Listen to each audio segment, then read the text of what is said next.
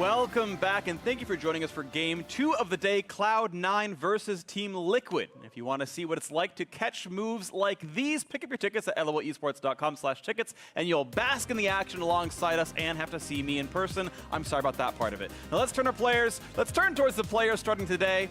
In this game, selecting the blue side is going to be Cloud9, featuring an all-new lineup yet again. Licorice in the top lane, Blabber in the jungle, Jensen in mid, Sneaky in bot lane alongside Zeyzal at support with their coach Reaper. And loading up on the red side, it is Team Liquid.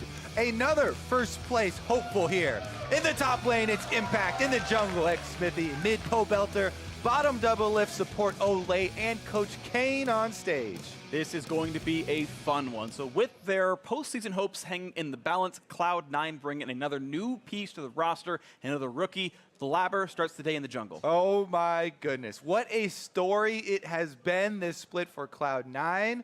We thought that it might have stopped with the changes though. Reaper, in an InVen interview July 16th, said that they were probably moving forward not going to make that many more changes because they don't have as many games left to get into the playoffs race, to get to Worlds and try and qualify. However, we've got another change here. Blabber, their Academy jungler, is coming in. This is Cloud9's 5th roster move of the split.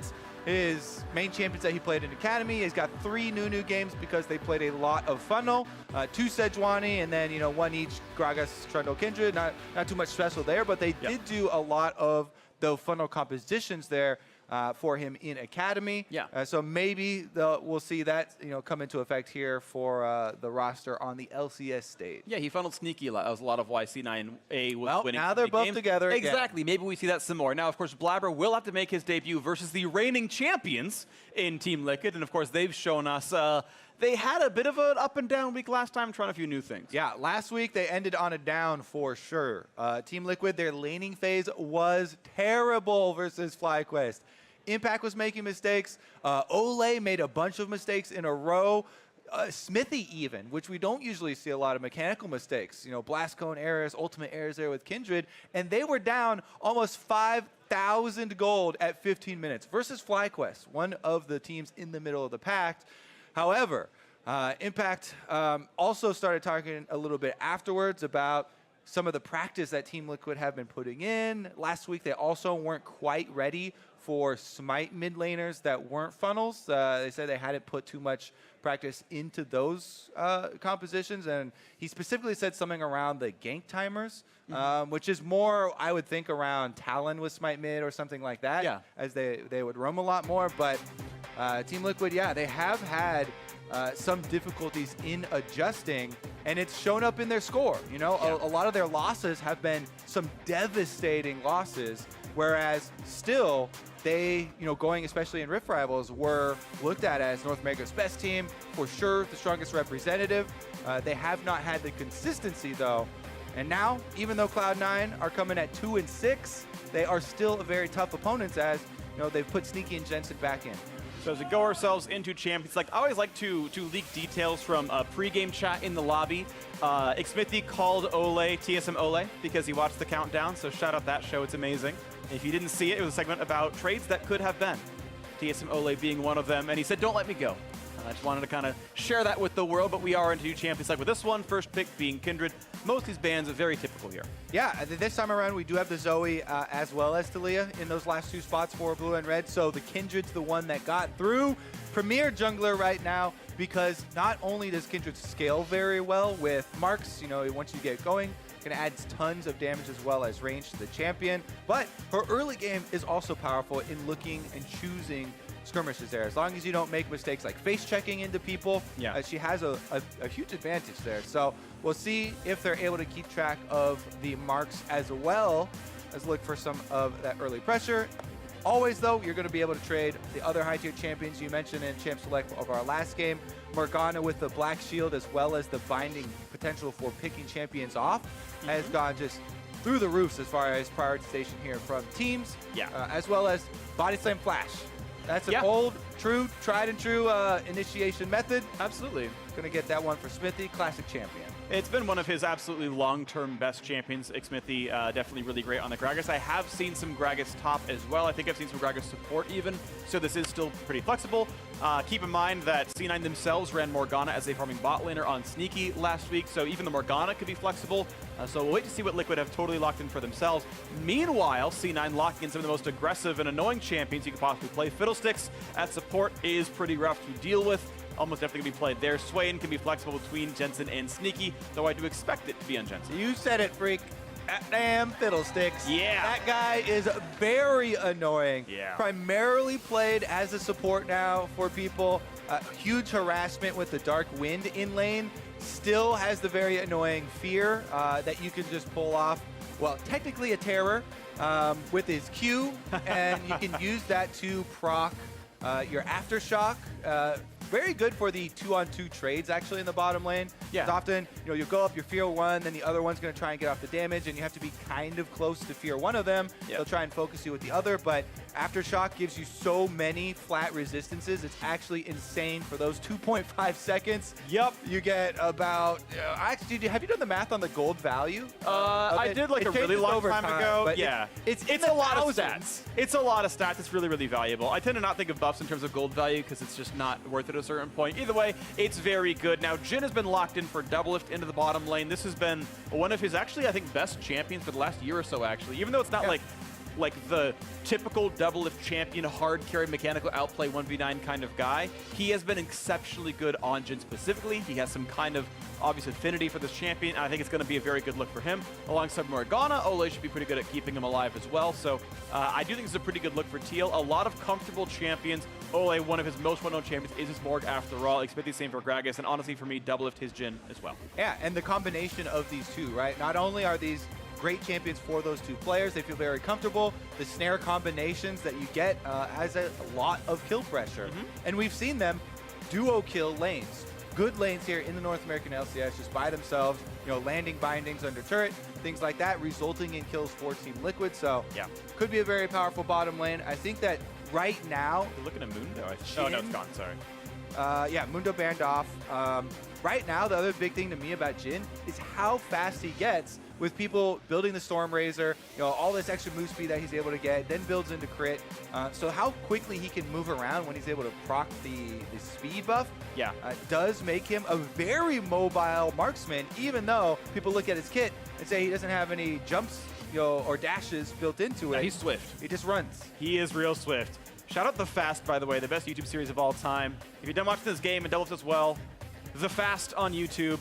Full crit, full attack speed Jhin. It's actually amazing. Great editing as well. And I want to point out, by the way, that impact is still going on to Ornn. I understand that Team Liquid love to play tanks in the top lane, but Ornn has received nerf after nerf after nerf, and they still consider him the very best tank. I find that interesting, but that is what they go for. You don't want to put words in their mouth. They may not consider him the very best tank. They might for this game. I would say, yeah, for sure, the most reliable initiation, right? His ultimate is one thing that you can't deny. Well, this is the second Azir actually that we have seen in the North American LCS. Seems to be making a comeback here. The first one was Febiven for Clutch Gaming. Did not work out that great for them.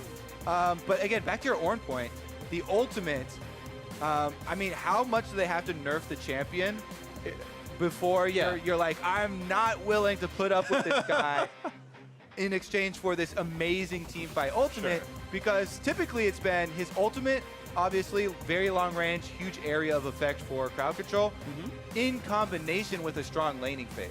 Other champions, though, have risen up as far as the laning phase. Poppy's got buff after buff, side by side the nerf after nerfs for Ornn, and seems to be a very good answer because Ornn does have multiple dashes that you can interrupt with the steadfast presence.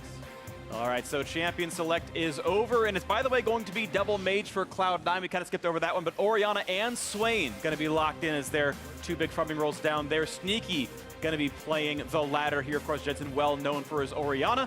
A more standard composition here for Team Liquid. Honestly, if this was middle of spring split, you'd be like, yeah, this looks like a very standard spring split champion select for them, but a bit of a new look here for Cloud9. Poppy in for Licorice. I've not seen him play much of that. Of course, Blabber making his NALCS debut on Kindred. arguably the very strongest jungler in League of Legends. They first picked the champion for him, and I think it's a worthy choice right here. But going to be a fun one to watch for. Cloud9 have a lot of ground to make up. They are 2 games behind a spot in the playoffs with 10 to play. They need to make up distance, and Cloud9 having to face Team Liquid, going to be a hard one to gain ground on. Cloud9's story here of their road to playoffs for them to try and qualify to Worlds is definitely an exciting one. This is a team that went back when they had High on this roster, were able to make the miracle run and actually qualify for Worlds, and then play pretty well as far as the tournament went. Ole here does walk over a ward in this invade, by the way. Isn't going to have anyone collapse on him, but we do get a little bit of exchange of vision here for the supports. Yeah, otherwise, just kind of a fanned out 5-man squad. And then we're going to make sure there's no deep invades. A couple of Trinket wards traded places in that sort of dragon area. Blabber gets first damage, and then Smithy heals up literally all of it. Yeah, going to be able to start the W, no problem there for Smithy. One of the things with Gragas into Kindred matchup, that is why the Gragas is actually quite highly prized. Even though Kindred is so strong right now, knockbacks are very effective against this champion. Obviously, the ultimate from Kindred puts down this zone that your team is going to try and stay on, and Gragas will try and knock you off with the barrel. Yes.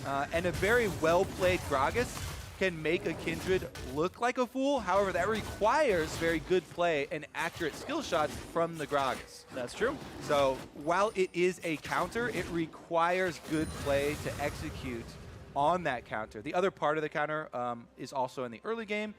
Body Slam Flash is very good at closing distance on Kindred early, and a large part of Kindred's advantage in early duels is because of the range and trying to dodge with your dancing arrows. So we'll see here about the matchup, because Kindred can also farm a bit faster than Gragas if everything is left par.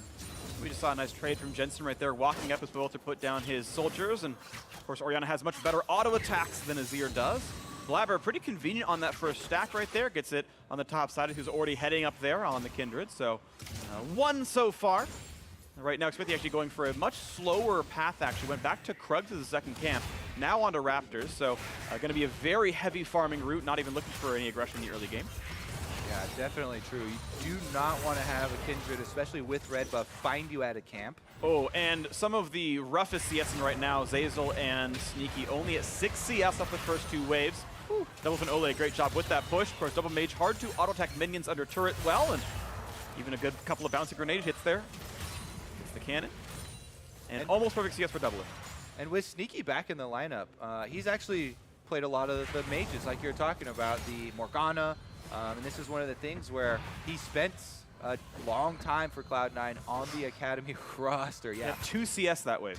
Double Lift and Ole doing a good job pushing them in, again, with their Morgana Jhin combo that you mentioned being so comfortable for them. They're able to get a good advantage. All right, well, let's go to the side stage with Avli, who checked in with now Coach Kane, and how he felt about Champion Select. Thanks, guys. Just got finished speaking with Coach Kane. I wanted to pick his brain about that Azir pick. He said that they totally expected the Orianna coming from Cloud9, and Pobelter was super confident that he could win in that matchup. So I'm excited to see how it plays out. Back to you guys. Well, good timing, Avli. There's a gank coming into the top side as Licorice is actually traded up against Impact's W. So the shield's not there, but the wave is simply too big. And now they're going to try once again. Now level 4 onto him. Going to go for that charge right there, waiting for the next play to come again, trying to make sure that W can't go anywhere either, but it's just going to be a lot of damage. Impact on about 300 HP. So no more charges for him. A nice little bit of damage out of Blabber. Yeah, that is a big chunk for the lane phase here to take down Impact. Starts drinking his potion immediately. But Wave is pushing towards his turret, so he shouldn't have to overextend or anything. Biscuit's also coming in there as well. Alrighty, trade of blows. That first gank comes through, and it means now Smithy is up 1 camp in the jungle pathing. Though a couple hundred damage might be worth a camp in the long term. We'll see what happens. Impact forging his items as he goes, of course. Typical orange stuff.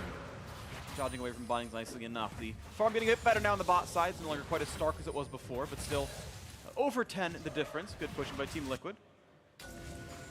Blabber again on this Kindred.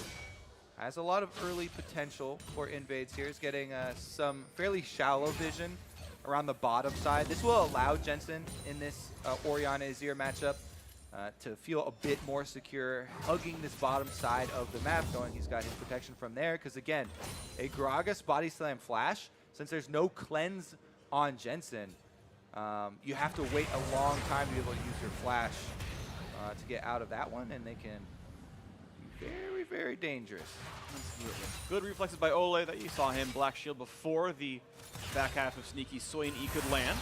So no follow-through damage doesn't get on that one, but that looking a bit more equal here. And now we've got another attempted gank as it's Smithy's turn to come up. And of course, Impact has all those summoners. Flashes for the stun. Gonna put up the pillar as well. Gonna go for the charge. That's gonna be stuffed out by Licorice's W. Is gonna be enough first in the backside. They're gonna go for onto the turret. Yes, they land that one. First blood. Smithy finds the top lane. Ooh, both flashes are blown from the top lane. There's a Smithy able to finish off the kill for themselves. And bonus first blood, all gonna go over to this Gragas. Now, the Gragas does have the choice between the Runic Echoes and Cinderhulk, but almost always see Runic Echoes built first, and you have a lot of burst damage and potential here, especially with him closing in on level 6.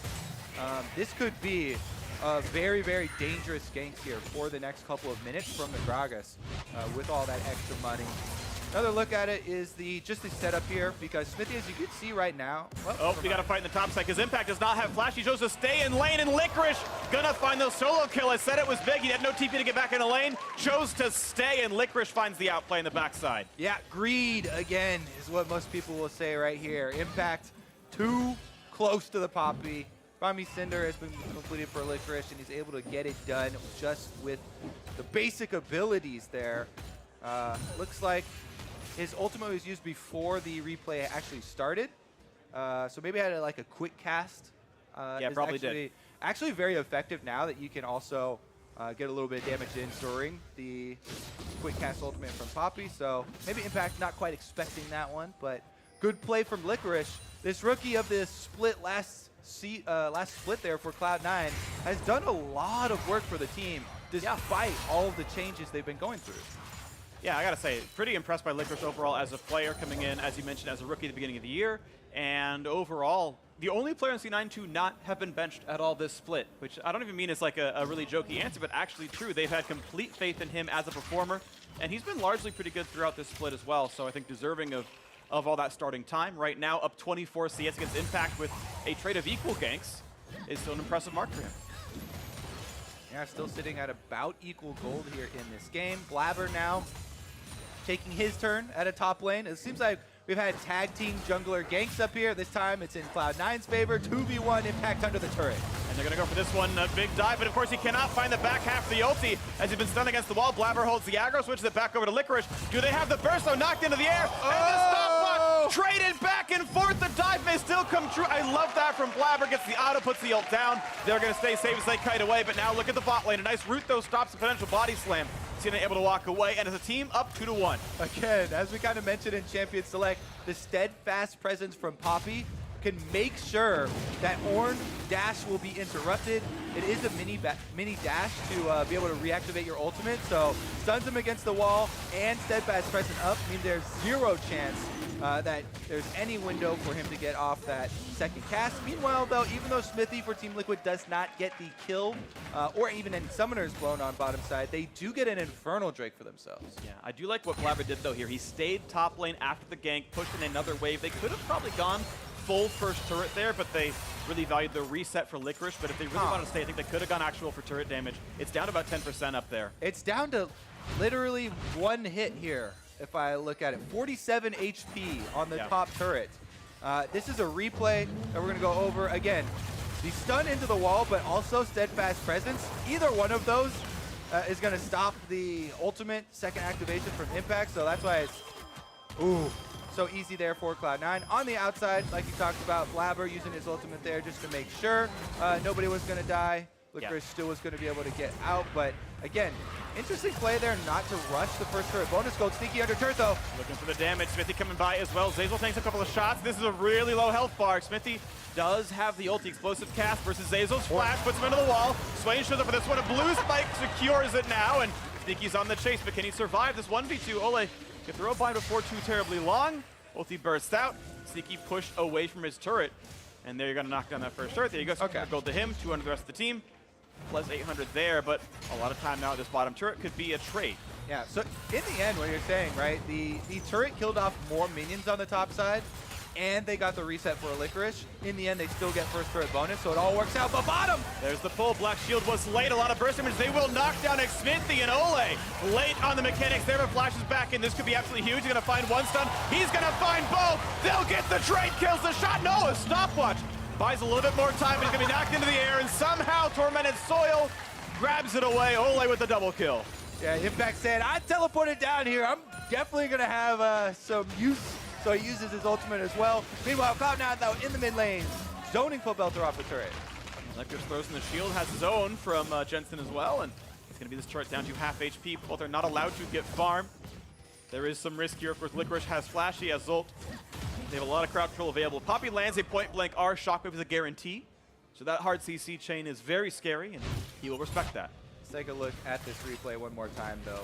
Blabber into this bush right here that had a control ward in it. So Team Liquid, a little bit slow on the Black Shield, as you said during the initial cast there. But in the end, Ole flashes back in to make sure that they're going to secure both of these extra kills. Lands the binding point blank on his Sneaky. And yeah, the stopwatch is used, but Impact had also teleported down for that kill. And we're back alive. We are back to life here. Gold basically equal. Battle comes in. I shouldn't see who got that smite. Looks like it is going blue circle, so nicely picked up there by Blabber with his smite. He's on 2 Kindred stacks right now. Is going Blood Razor. Zazel and Ole fight over wards as the Rift Herald runs back away. Move some lanes around though. Steel have already knocked down that turret in the duo lane. They're now setting their duo top side. Licorice gonna have a pretty hard time facing up against Jin Morgana. And Xmithy, 1v3, kind of hard. Interesting start here on the Rift Herald as well, since everyone from Team Liquid is in the area, yet they don't have any deep vision in the river. And a face check here would be fairly dangerous. Looks like they're slowly working their way in. 2,000 health on the Rift Herald. This is going to be a bit tight here. Smite available on all sides. Nicely picked up, but can he get onto the Relic? And yeah, they're going to make him work for it. Herald with about 100 gold. Going to jump in towards Ole, gets the damage output, and grabs it and walks out. Okay, so Cloud9 get the full Rift Herald, all the benefits. I like that little test of Blabber. All right. Yeah. First game on the LCS stage here, or with the LCS team. Is he going to be able to move in, get the eye, does stare down Ole, and in the end, Cloud9 will get the reward for all of their work. Licorice on top side's got 3 members of Team Liquid coming for him, though. Oh, Ole actually takes a pit stop inside the Baron pit there as Licorice was hiding in the brush, and they don't want to circle around. Uh-oh. 3 versus 1. Licorice gonna hide underneath the turret. Under turret might be difficult to pull off. Yeah, very tanky champion, Poppy is. Yeah, with the turret there and no one even close to him on that side of the map. They do not go for the dive. Honestly, very good play there from Licorice. Hiding from vision for the majority of the top lane presence. Now, though, 4 members are coming up. He's ejecting the minions back. And it buys time for Fiddlesticks to come up. A 4-2 dive is actually even more dangerous, so Team Liquid call off the play. All right, they still got time with the turret, but yeah, that is Licorice surviving some pretty scary ganks, and with Fiddlesticks backfilling him, he's going to be able to get most of this farm. And that is a nice play right there. He is still up about 50 CS over his prior lane opponent in Impact, so a very successful Poppy game for Licorice. And technically, this is our first North American LCS Poppy. We saw some in Academy, I believe, and it has been making the comeback in solo queue, but has gotten a lot of small buffs, a little bit for the damage, as well as some for the tankiness in the last few patches.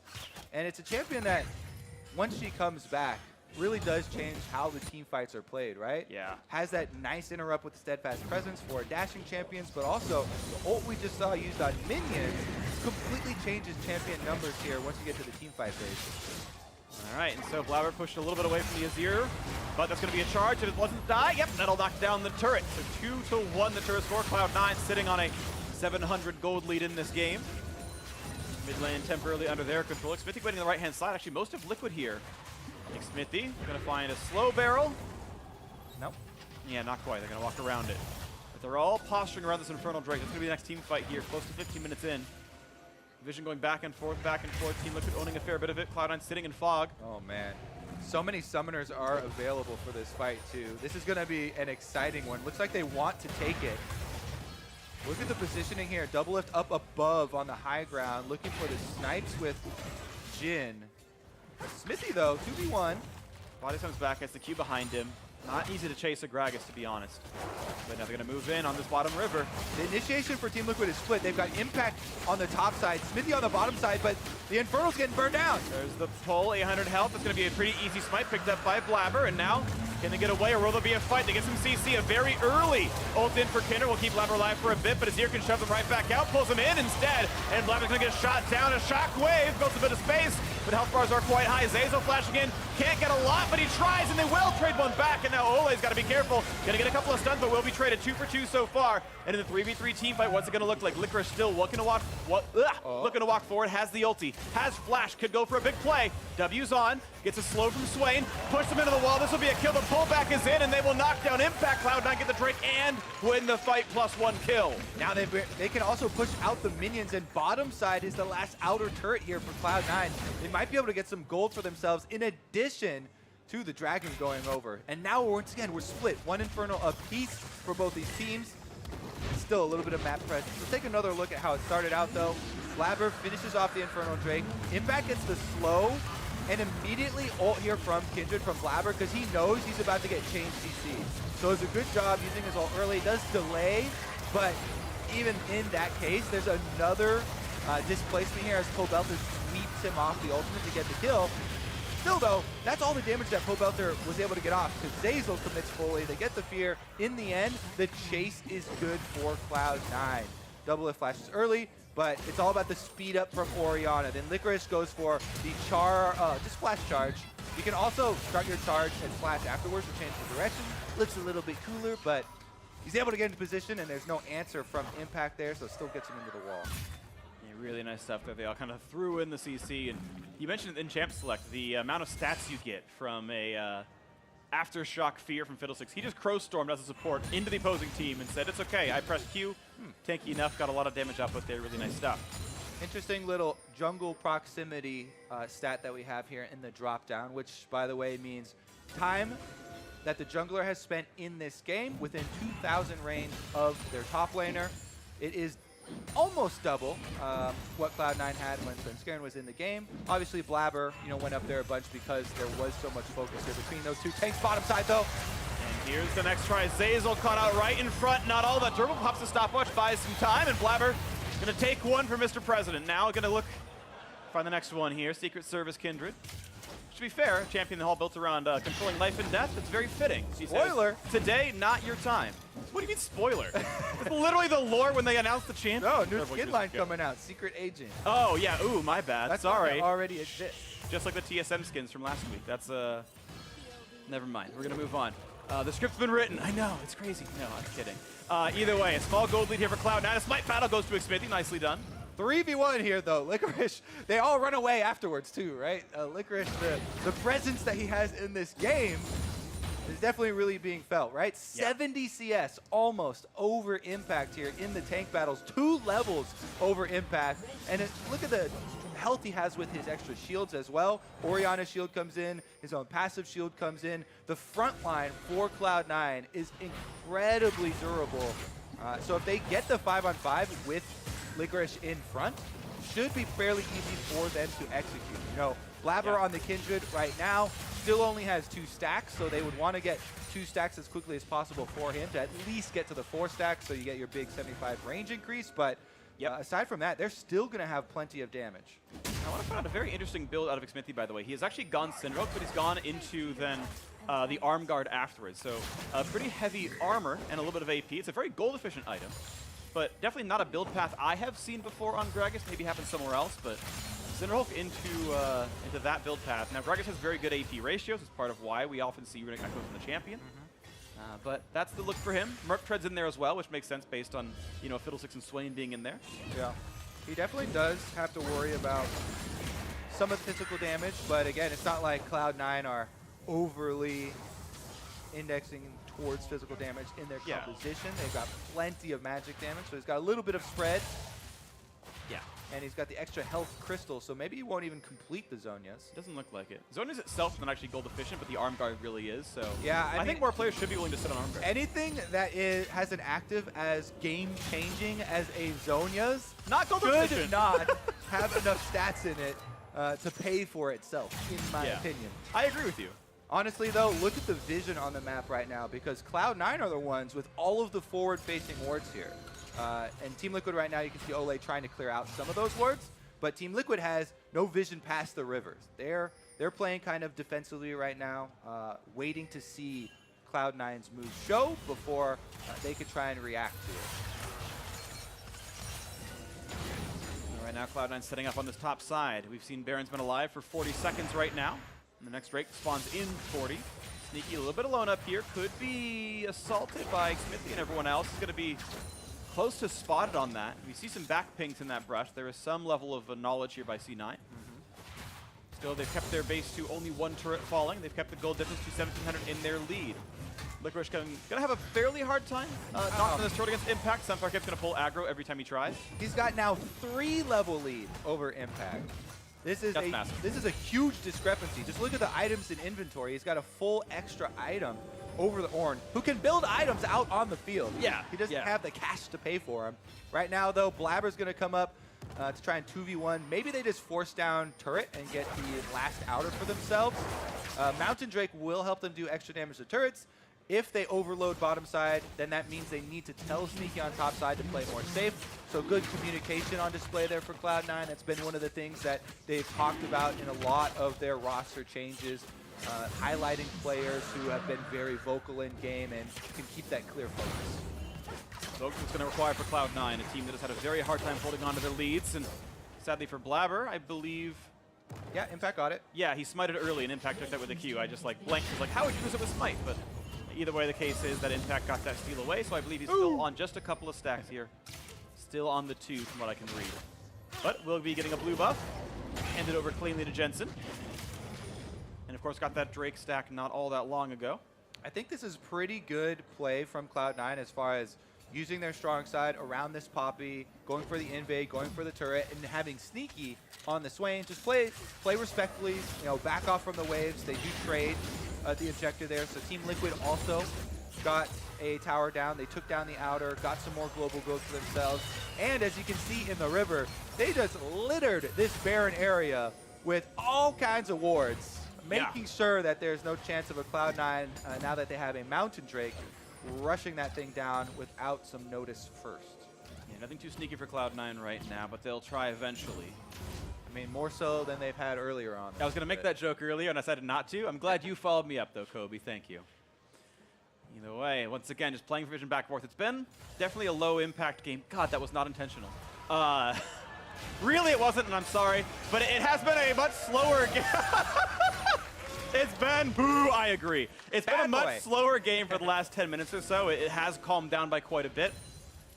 And we're waiting to see when that next push is going to be, though. When the next big play for Baron, the next big tower dive comes in. Because Impact picked Ornn to be a hard engaged tank. You kind of said it in Champs, like it's not about being quote-unquote the best tank, it's about having a super reliable long-range engaged tool. But Impact's been stuck in a side lane getting bullied by Licorice. The Poppy, also a tank, not quite the same manner of team fighter, but has had him locked up most of the time, and it's let C9 kind of play the 4v4, or they're able to pull the trigger. Smithy's not quite gotten in just yet. Did, by the way, actually go for full Zonias, so Cinderhulk into quasi-AP, not a build, again, that I've seen much before. It's interesting, too, though, because we talked about the active and how game-changing it is to have a Zonia's Hourglass on an engaged champion.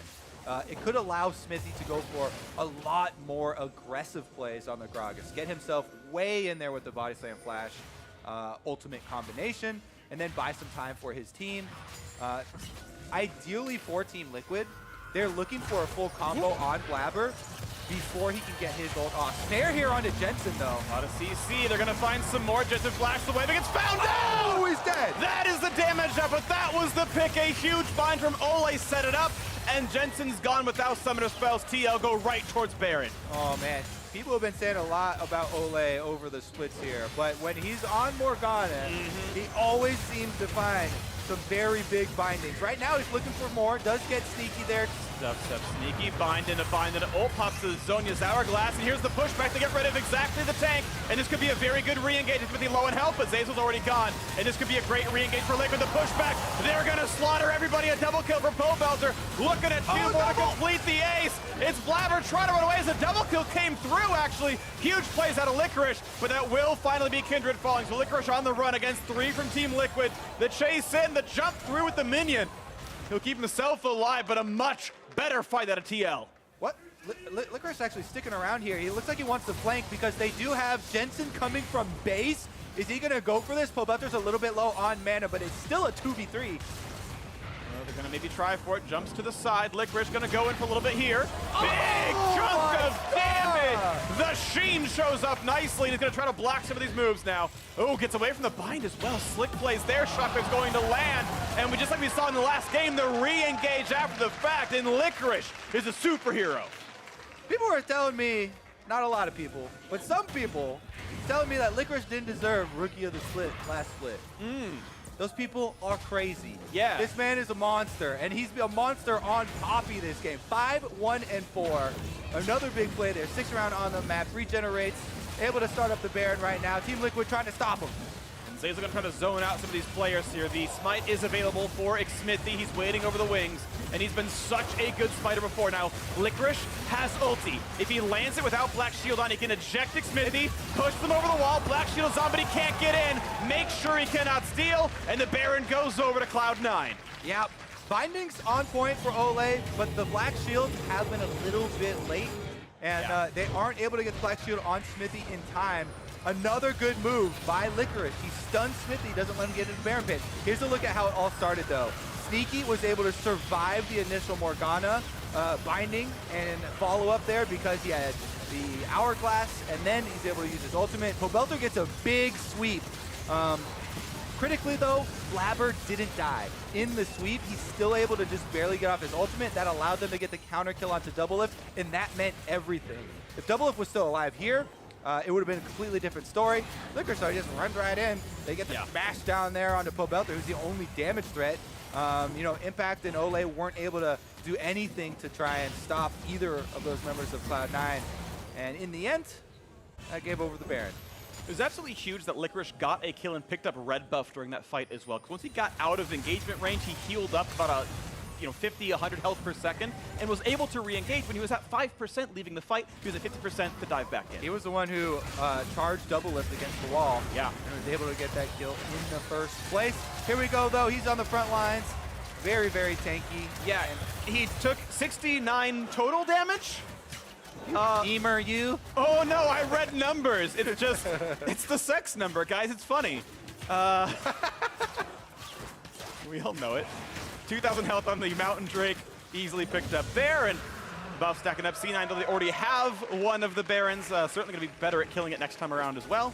Bonus turret damage on top of it, and they're going to go for some big plays in this bottom lane. Are they going to do it? 3v0. Can they kill the turret? It's going to be close, ladies and gentlemen, and it's going to fall.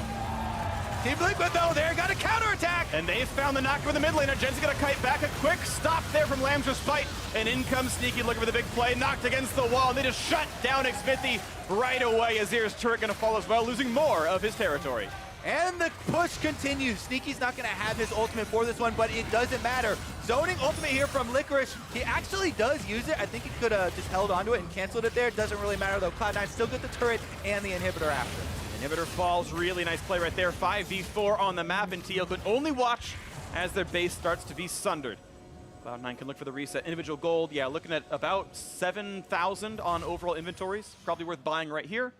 And they'll reset and go for push 2. Time to revisit the story of Cloud9 this summer split, trying to change the roster over and over. Their 5th different iteration now, and we're only halfway through the split. Yeah. Yet, they know they have to win almost all of their games here to make it into playoffs so that they have a chance of going to Worlds.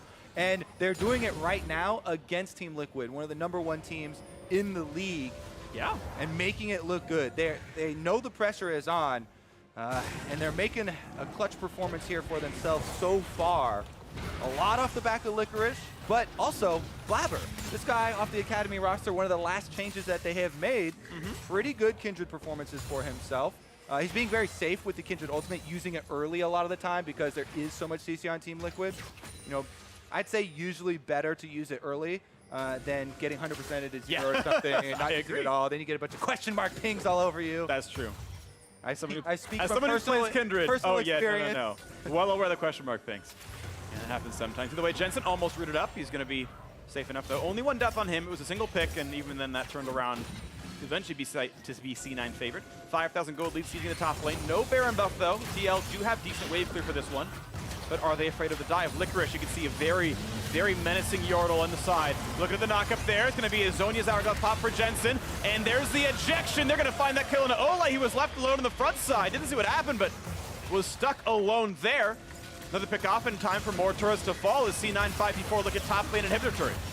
Blabber fighting in the front line as well. Impact forced to flash away. And out of turret dagger, they're going to stay safe. Sneaky's going to be careful though. Pops his own. Zhonya's Hourglass. Pobelter forced run away as well. And a second in turret.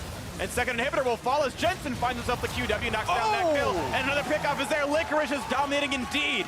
6-1 and 6, a huge force in this game. C9 now on to the Nexus turrets. And from last place to knocking down the Spring Split champions, Cloud9 may have just found a roster that works. Locking down the rest is Licorice, huge in this game. 13 of 15 for the KP on him. The Poppy, the first in the NALCS for this side of the year.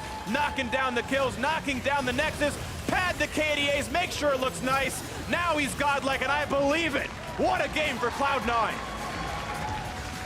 Congratulations, Blabber, on your North American LCS victory here. And Cloud9 will move to 3-6. Starting to make their climb up the standings. They started the day 2 games behind a playoff spot. Odds are the end of the day, only 1 game behind. Making up that distance with 9 games to play, that is the road. If their eyes are on Worlds, they must make playoffs, or they do not have a shot, period. There is no way to make that run without a playoff position. Top 6 required for a postseason, and maybe even beyond that, but a lot of work cut out for them. Sneaky back in the lineup, Blabber in today. Licorice started every single game and had one of the best games of his career. That was an outstanding Poppy performance. Not only did he have the most kills on the team, he had the highest kill participation. Everything was really created around him. Honestly, definitely going to get a player of the game for this one. Yeah, spoiler alert, no vote. It's definitely him. I refuse to believe anyone else believes otherwise. Massive, massive stuff for him. And the thing is, he was actually close in damage to the other big carries on his team. Out-damaged Sneaky, and within 10% of the Kindred and the Orianna. Beautiful stuff out of him. You can see Blabber right there on your screen, his NALCS debut. Spent a lot of time helping top lane. Don't want to say it was a one-man army, but those two did work well together. Their first game together on a stage ever.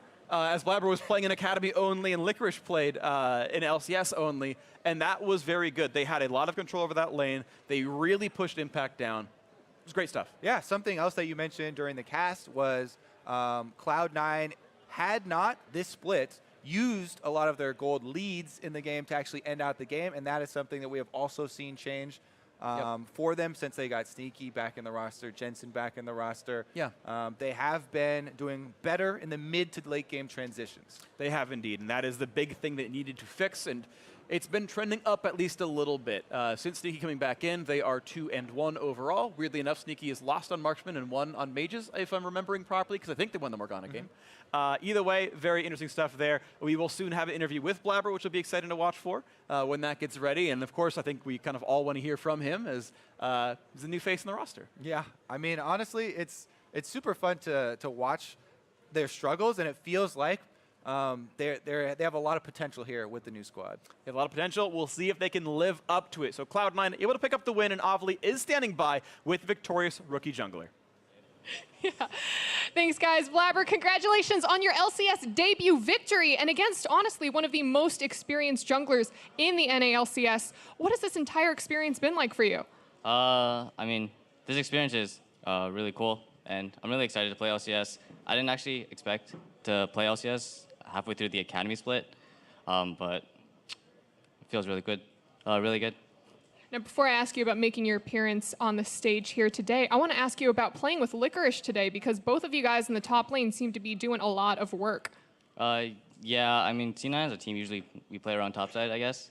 But I've been friends with Licorice for like 1 to 2 years now. So it's pretty cool playing with him. After looking up to him, he was my first pro friend, I guess.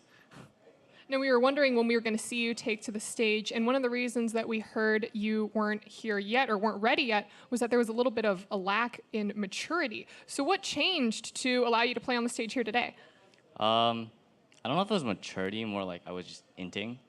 And a lot of the scrims, I would just kill myself a bunch. And I don't think I was ready yet to play LCS. I don't know if I'm fully ready now, even now, but I'm glad I got to pull off the win today. So, Sorry, excuse me, I didn't mean to cut you off, but what do you think you need to work on to be at your full force ready for this current roster? definitely got to work on, I guess, mid game, and in scrims I'm a lot more aggressive, I guess, than on stage, and that's something I want to keep pulling out on stage, playing aggressive, and I don't really want to play passive as a jungler, so it's something I want to work on for sure. Is there anyone on the team that's been offering you maybe leadership or advice, or who are you learning the most from? Definitely learning probably the most from Jensen. He's teaching me a lot about how mid jungle should be played, how we should get vision, and like move timings to other lanes. And I think he's been really helpful in making me a better player. So appreciate it. And we talked to Sneaky earlier, and he says that Cloud9 has a bit of like a 2-loss leeway in order for you guys to still make playoffs. So just coming in for this week, are you feeling the pressure? Definitely feeling the pressure. I was actually extremely nervous before this game. I talked to my team, and they were trying to calm me down, I guess. But I think I'm better now, so I'll be less nervous for tomorrow's game. Well, you pulled it off. Congratulations again on the win. And for more of the game, let's hear from the analyst desk. Thank you very much, Avali. A big win for Cloud9 as they attempt to keep their hunt for playoffs alive, moving to 3-6 at the conclusion of the first round robin.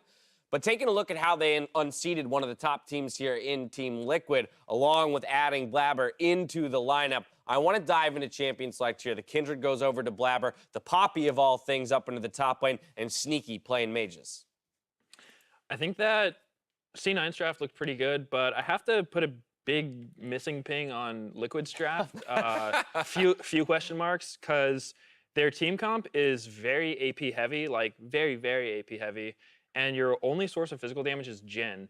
And everyone knows Jin's not a champion that has like a lot of sustained damage. The other team doesn't really have to build armor. So mid game, they're going to be up against all Merc Treads, all, adaptive helms, whatever MR items they want. And I can't really see how Liquid's expecting to win. So what do you think the pivot there is? Because they get Gragas very early, and then they pick the Jhin. Which do you think they should have subbed out, and for what? Because like Graves is maybe a jungler that they could pick up, but like I'm trying to think of the solutions there, because I think they tunneled on like countering the Kindred right off the bat.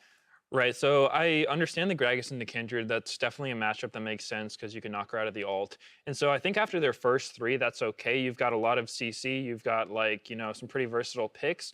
But following it up with Or Nazir, those are two champions that's like about 40% win rate in solo queue that have just seen nerf after nerf after nerf due to their competitive dominance. So I'm a little confused why they picked those two champions here. I think you have to give a little bit of credit to C9 because they took the Orianna Poppy in the 4-5 spot after they saw the Ornn come in. So that was kind of them being like, all right, that's basically all magic damage, assuming you play a mage in the mid lane. So I kind of, good job C9. But yeah, doubling down with the Azir as the last pick was not good. You potentially could have tried to flex the Grogs to the top lane. Some people have started playing that. And then you still have the ultimate for the disruption of the Kindred ult, but you don't have to then play that in the jungle, and you have a tank in the top side. So if we're looking at kind of the Ornn pick as one of the things that maybe should have been flexed to something else. What's remaining for impact on the top lane? I'm noticing GP still available. What other physical damage options would he have had? Well, they banned Gnar and Darius themselves on that side. Yeah. So, and it looks like they were just going to try to put him on some type of tank top lane, whatever they could get. And Dr. Mundo got banned by Cloud9. So they were like, all right, I guess there's Ornn left. And they weren't going to go for counter pick for impact. Instead, they wanted to counter pick mid lane. So it did put them in that place where they were picking an AP mid laner last. Yeah, I do think that their second phase of the draft could have been a lot better. I think that if they,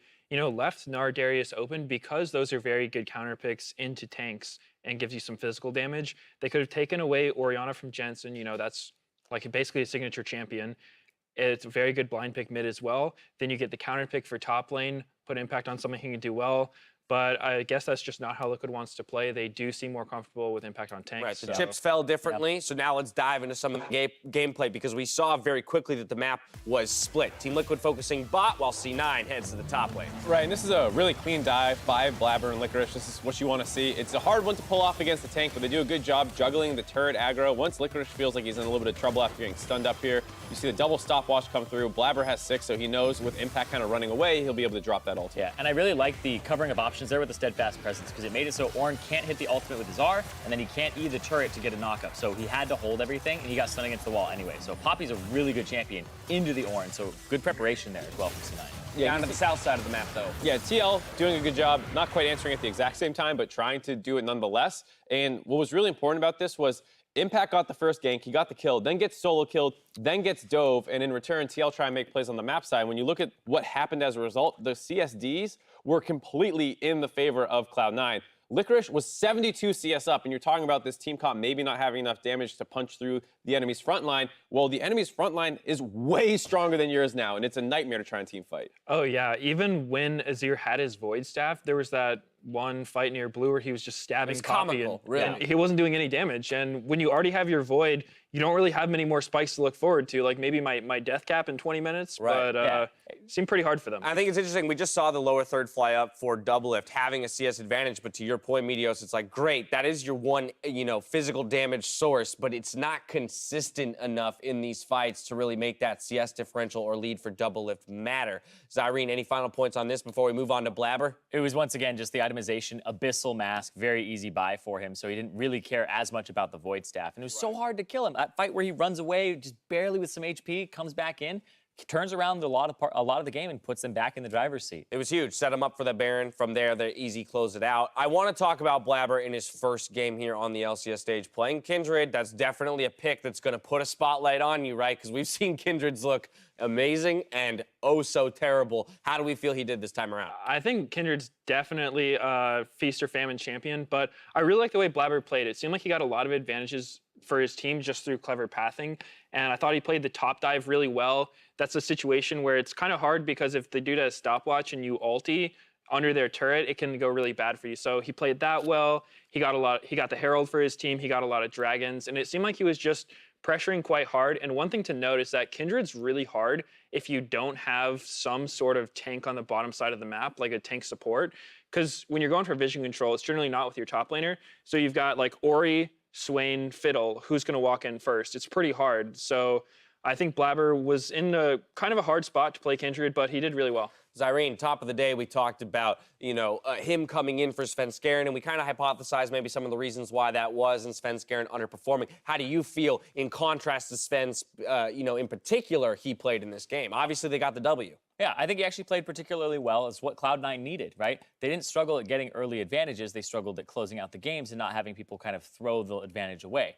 Licorice got enough of an advantage off of his counter kill and then Blabber coming in to kind of make it so that the game was almost at the point where it was going to tip over and be completely in favor of C9. So I really liked the way he played because he understood what lane to camp and how to split the map. So I thought that was something that Sven wasn't doing as much. And I'm curious to see where it goes from here because this was a game that, Meteos was talking about, that this was heavily in favor of C9 based off the draft phase. And the back and forth mid game was actually really, really close. And so I'm not 100% convinced quite yet that this lineup will solve their late game problems because this felt to me like Poppy's unkillable, your team fighting is now substantially easier, and you were against 2 team fight comps, and the better team fighting comp won. I want to see what happens when they don't have a huge draft advantage. But a solid performance out of Blabber for his first step on the LCS stage. I want to take a quick trip down memory lane, Meteos, and ask you, do you remember your first game on the LCS stage?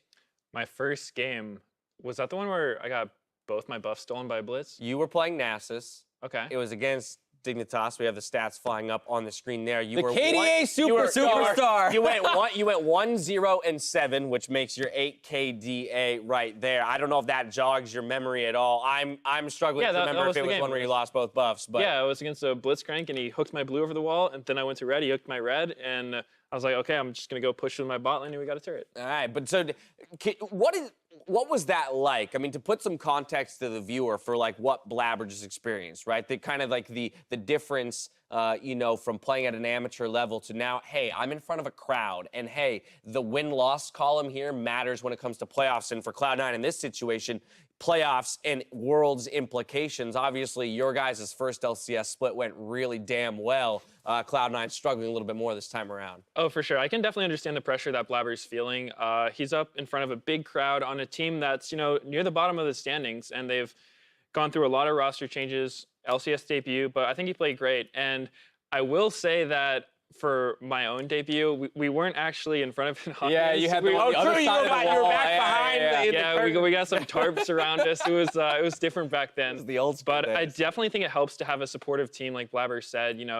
On Cloud9, we were always very like we got along really well. So it just kind of felt like you were up on stage with your boys playing video games, rather than like, ooh, I need to prove myself in this like position in front of the world, and like all these people are watching my every move. So hopefully his team kind of eased him into it, and it seemed like he did really well. What about your re-debut with Phoenix One, where you came in on a team that was at the bottom of the standings? Because that's exactly what he's doing here.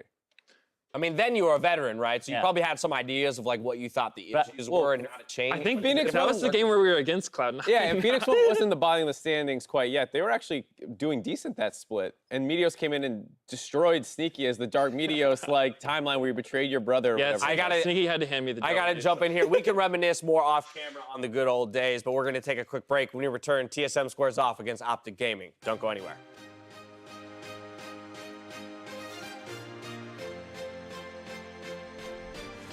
He's going to beat up first in the backside. They're going to go for onto the turret. Yes, they land that one. First blood. Oh, we got to fight in the top side because Impact does not have flash. He chose to stay in lane, and Licorice. Look at Pobelter, look at Pobelter. He's dead here, I think. One hit. Yeah, he's dead. Dead. I'm dead as well, Look Ole, look Ole. You guys can win. Jensen, though. A lot of CC. They're going to find some more. Jensen flashes away. They gets found out. Oh, he's dead. I am doing it. Hey, Poppy ultimate. Yeah, I'm dead. Wait, I think we win. Yeah, Eugene, go ulti. Going. Yeah, everyone dead. Jumps to the side. Licorice going to go in for a little bit here. Big chunk of damage. He's dead. As he's dead. Wait, Fiddle. Yeah, Jen. Fiddle. From last place to knocking down the Spring Split champions, Cloud9 may have just found a roster that works. What a game for Cloud9. The sub above difference is daily, not shredded last night or baked yesterday afternoon. Good ingredients, prepped fresh every day. Because that's what daily means. Jersey Mike's. Be a sub above.